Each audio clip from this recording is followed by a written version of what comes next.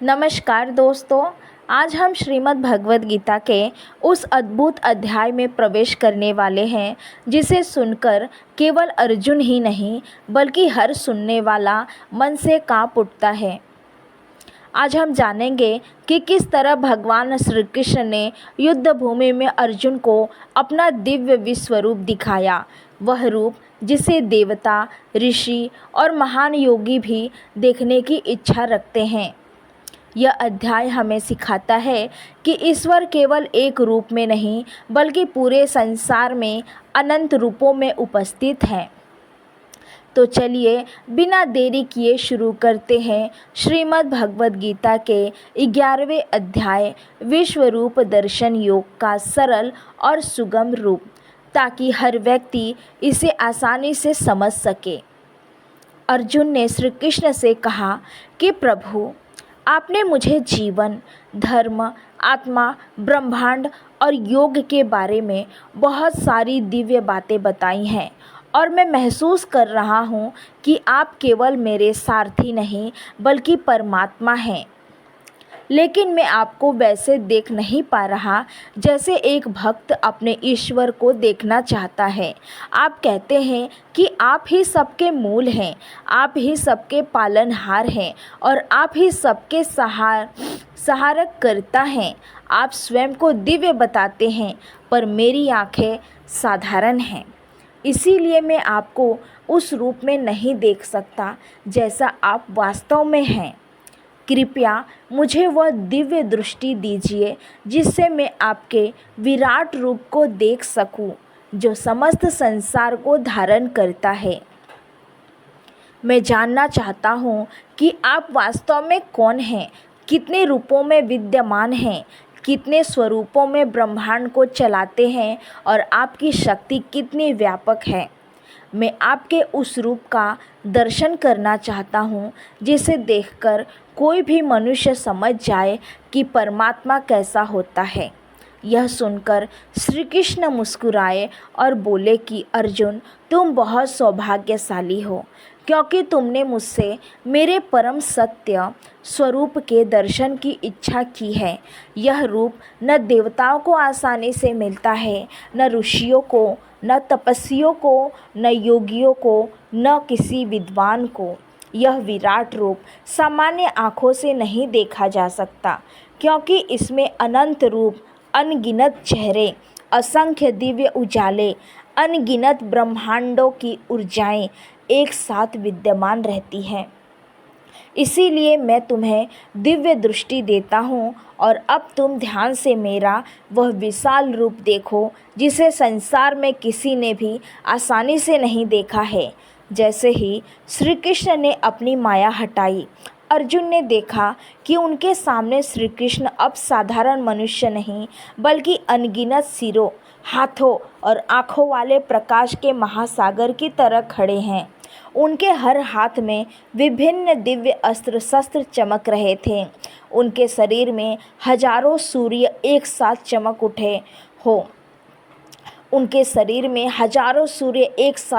उठे हो ऐसा प्रकाश निकल रहा था। उस विराट रूप में आकाश, पृथ्वी, दिशाएं, ग्रह, तारे, आग, हवा, पर्वत, समुद्र और समस्त जीव ऐसे दिखाई दे रहे थे जैसे कृष्ण ने शरीर में समाये हुए हों।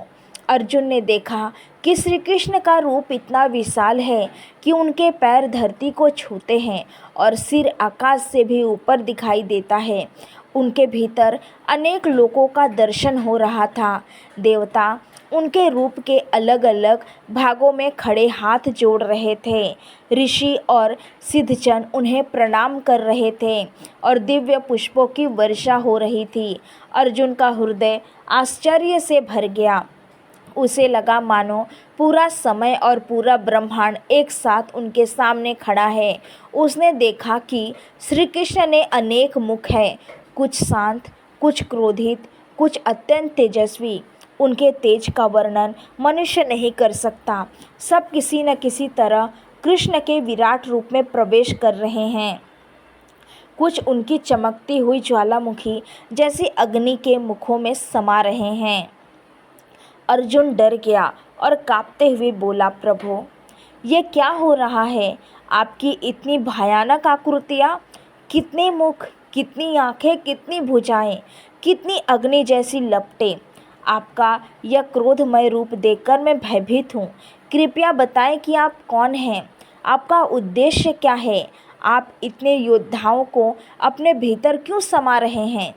कृष्ण ने विराट रूप में कहा, हे अर्जुन, मैं काल हूँ, दुनिया का समय, जो सबका संहार करता है। इस संसार में जो जन्म लेता है उसे मृत्यु प्राप्त होती है और उस मृत्यु के रूप में मैं स्वयं उपस्थित हूँ। कौरवों की सेना पहले ही मेरे द्वारा मारी जा चुकी है। तुम केवल निमित्त बनोगे, कारण बनोगे। उनकी मृत्यु का काम तुमसे करवाया जाएगा, लेकिन वास्तव में सब कुछ मैं ही कर रहा हूँ। भीष्म, द्रोण, कर्ण, जयद्रथ सभी पहले ही मारे जा चुके हैं।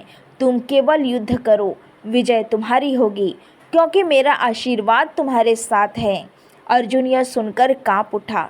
उसने देखा कि कृष्ण के मुखों से अग्नि निकल रही है। अनेक योद्धा उन मुखों में जलते दिख रहे हैं। यह दृश्य इतना विराट और शक्तिशाली था कि मनुष्य की बुद्धि इसे सहन नहीं कर सकती।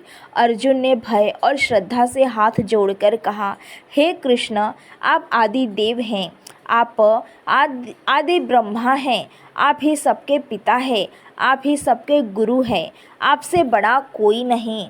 आपका न कोई जन्म है, न रचना करने वाला कोई दूसरा ईश्वर। आप ही सूर्य हैं, आप ही चंद्रमा हैं, आप ही पृथ्वी, आकाश और दिशा हैं।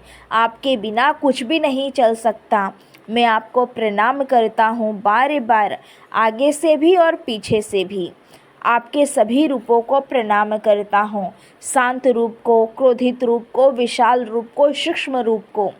अर्जुन ने बहुत विनम्रता से कहा, प्रभु, कभी कभी मैंने आपको अपना मित्र समझकर मजाक किया। कभी भोजन के समय, कभी आराम करते समय, कभी चलते फिरते, कभी अकेले में, कभी सबके सामने। अगर मुझसे कोई भूल हुई हो तो कृपया क्षमा करें। मैं नहीं जान पाया कि आप कौन हैं। आज आपका असली रूप देखकर मुझे समझ आया कि आप अनंत है, अपरंपार है, अभेद है। कृपया मुझे क्षमा करें और मुझे फिर से वही प्रिय मधुर रूप दिखाएं जिसे देखकर मेरा मन शांत होता है।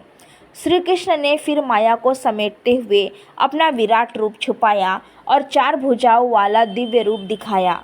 शंख, चक्र, गदा पाद धारण किए हुए वह रूप शांत, कोमल और अत्यंत दिव्य था। अर्जुन थोड़ा शांत हुआ, लेकिन उसने निवेदन किया, प्रभु, अब मुझे अपना वो साधारण, सुंदर, मानवीय रूप दिखाइए जो मेरा अपना प्रिय सखा है। श्री कृष्ण ने मुस्कुराकर अपना सामान्य रूप धारण किया, जिसे देखकर अर्जुन का भय दूर हो गया और उसका मन स्थिर हो गया।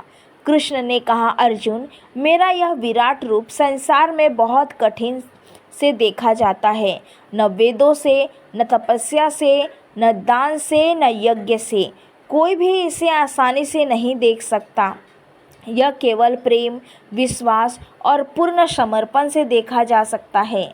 जिसने पूरी भक्ति से, बिना शंका के, केवल प्रेम से मुझे स्वीकार किया है, मैं उसे अपने सारे रूप दिखा देता हूँ और वो मेरे निकट आता जाता है। जो मेरे लिए सब कुछ छोड़कर केवल मेरे प्रेम में रहता है, वही वास्तव में मुझे छोड़कर केवल मेरे प्रेम में रहता है। वही वास्तव में मुझे जानता है। कृष्ण ने आगे कहा, अर्जुन, संसार का नियम है कि जो जन्मा है वो नष्ट होगा और जो नष्ट होता है वो फिर किसी रूप में जन्म लेगा, परंतु जो मुझे जान लेता है वो जन्म मरण के चक्र से मुक्त हो जाता है। इसीलिए तुम केवल अपने कर्तव्य पर ध्यान दो, मेरा स्मरण करो और युद्ध करते हुए भी मेरे प्रति समर्पित रहो। जब मनुष्य अपनी निष्ठा मुझ में लगाता है, अपने मन को मुझ में स्थिर करता है, तब वह संसार से परे हो जाता है और मुझे प्राप्त कर लेता है। अर्जुन ने अंत में हाथ जोड़कर कहा, प्रभु, अब मेरे संशय दूर हो गए। मैं पूरी निष्ठा और पूर्ण विश्वास के साथ आपका आदेश मानकर अपना कर्तव्य निभाऊंगा। इस प्रकार श्री कृष्ण ने अर्जुन को विराट रूप दिखाकर उसे समझाया कि ईश्वर सर्वव्यापी है, सर्वशक्तिमान है और संसार का संचालन जन्म, मृत्यु और समय के माध्यम से स्वयं करता है। मनुष्य का काम केवल कर्तव्य करना, भक्ति